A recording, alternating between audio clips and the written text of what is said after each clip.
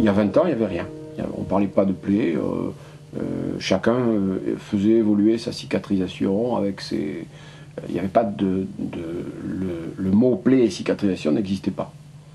Et petit à petit, les choses se sont construites. Pour plaie et cicatrisation, pour moi, il y a deux problèmes. Il y a d'abord un problème de structure.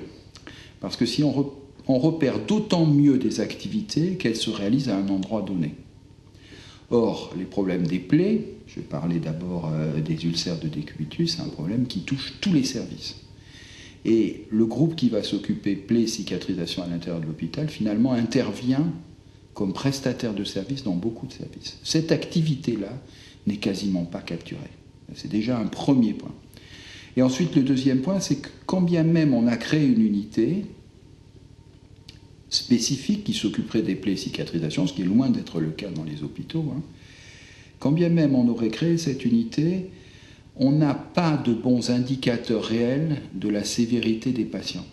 À partir du moment où vous avez un code pour décrire ulcère de décubitus, qui peut commencer par une petite excoriation du talon ou être un ulcère profond de 8 ou 10 cm de diamètre au niveau sacré, quand on n'a qu'un code pour décrire tout ça, c'est évident que la description est de mauvaise qualité. Mais il y a des propositions à faire, probablement d'extension de nomenclature, probablement de nouveaux groupes homogènes de malades, et donc de nouvelles valorisations plus différenciées. Donc prévention, éducation, information doivent être développées pour ce que l'ensemble de la communauté sociale comprenne que ces problèmes sont importants. Avoir une plaie, c'est pas un bobo, c'est des conséquences qui se chiffrent en mois d'hospitalisation, en mois de traitement, en années de traitement. Il y a des solutions techniques qui ont été apportées pour beaucoup des signes qui accompagnent la plaie. Donc c'est une démarche simple de recherche clinique dans laquelle il faut vraiment se lancer pour démontrer médico-économiquement que ces produits ces dispositifs ont un avenir. On a assisté durant ces dernières années à un véritable boom de la recherche de solutions innovantes dans les plaies. J'ai la conviction que ça vaut le coup. Après, je ne sais pas si c'est celui-là ou un autre qui sera rentable, mais j'ai vraiment l'intime conviction, si vous me passez l'expression, j'ai vraiment l'intime conviction que ça va nous apporter quelque chose. Parce que quand on a des plaies chroniques, une plaie chronique qui survient, chez un sujet relativement jeune, qui n'est pas encore à la retraite, c'est des mois d'immobilisation, c'est des mois d'arrêt de travail, c'est pour quelqu'un qui n'est pas à la retraite, en plus, une dévalorisation complète de l'individu. Je crois qu'il y a une souffrance qui est nette, et puis il y a un coût pour la société qui est important. Ce sont des choses qui sont à prendre en charge, ce sont des choses sur lesquelles on est passé allègrement pendant les 20 dernières années, on va le faire simplement.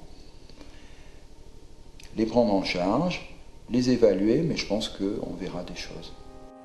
Et nous avons besoin de l'aide des pouvoirs publics, nous avons besoin d'informer la population médicale, mais également la population sociale. Et dans ce but, nous allons, à partir de 2008, créer une journée nationale de la plaie, qui va permettre au grand public de savoir que plus d'1 million de Français souffrent de problèmes de plaies chroniques dont ils ne parlent pas forcément avec leurs voisins ou leurs voisines, mais qui, au quotidien, les obligent à, toute leur vie, utiliser des pansements qui leur permettent de faire autre chose que de s'occuper de leur plaie. Ils partent avec un handicap. La plaie est un handicap. Et une plaie chronique doit être considérée comme telle et doit être prise en charge par la société.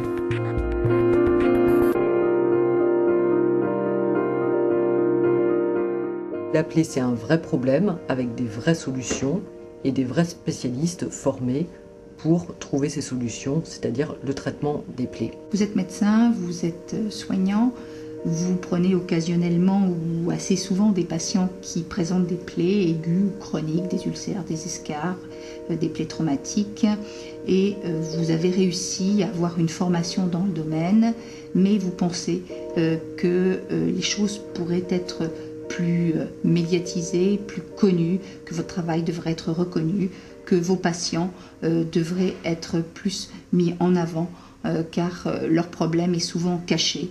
Ce sont des gens qui sont parfois des gens qui travaillent, ce sont des gens qui cachent leurs problèmes, et vous souhaitez que les choses changent. Vous voulez que ça change. Vous voulez qu'on reconnaisse votre travail, vous voulez qu'on reconnaisse les pathologies que présentent vos malades, et c'est la raison pour laquelle nous pensons qu'il fallait construire une journée de la plaie. C'est important, ça va gêner beaucoup de monde et il faut se mobiliser pour en parler, pour avoir de l'argent pour continuer notre travail, pour avoir des supports, pour faire des formations, pour que cette formation elle soit obligatoire dans les écoles d'infirmières par exemple. Cette journée de la plaie, c'est parler devant les médias d'un sujet qui est tabou, quelque chose qui n'est pas très photogénique, et essayer de faire comprendre à des gens qui ne sont pas spécialistes, qui ne connaissent pas, ce que peuvent endurer vos malades et ce que vous pouvez avoir comme difficulté à les prendre en charge. Actuellement, il n'existe aucun chiffre sur le nombre de patients qui en France sont porteurs de plaies aiguës chroniques. Il n'existe pas d'ailleurs plus d'études ailleurs dans le monde, et c'est par là que nous devons commencer.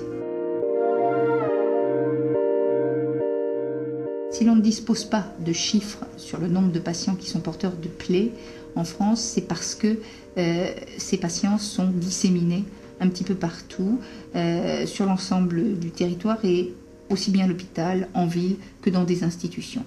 Ils sont aussi pris en charge par des gens extrêmement variés, des infirmières, des médecins, des spécialistes, des chirurgiens, et c'est pour ça qu'on n'a pas de vision transversale du problème, et c'est pour ça que nous souhaitons que vous nous aidiez tous à recueillir des données chiffrées sur le domaine. Pourquoi ce chiffre est important, ce nombre de plaies en France? Tout simplement parce que pour l'instant, on ne le connaît pas. On ne le connaît pas et pourtant on en a besoin pour argumenter. Pourquoi on a besoin que les pansements continuent à être remboursés? Pourquoi les infirmières doivent être formées? Donc ce chiffre, ce nombre de plaies en France est absolument indispensable, et c'est avec l'aide de chacun d'entre vous qu'on réussira à l'obtenir. Il va y avoir des milliers de questionnaires qui vont être adressés à des médecins, à des infirmières pour recenser les plaies. Vous ou votre collègue serez sollicité. C'est la première fois dans le monde qu'une telle enquête va avoir lieu, et nous avons besoin de vous pour remplir ces questionnaires qui sont extrêmement simples, mais qui, s'ils sont nombreux à nous être retournés, pourront donner un travail de qualité. C'est une petite chose à remplir, mais petite chose par petite chose, on va faire une grande chose, qui est cette enquête nationale de prévalence qui va nous donner un chiffre, un nombre de plaies un jour donné dans la France entière. Une fois que nous aurons les résultats de l'enquête épidémiologique, nous pourrons communiquer ces chiffres, et à ce moment-là, nous aurons aussi besoin de vous pour parler du problème et pour communiquer. C'est tous ensemble que nous arriverons à réussir ce projet et à faire, nous l'espérons, que les choses changent. Nous, cette journée, elle sera un succès si vous nous aidez à la préparer et à la faire.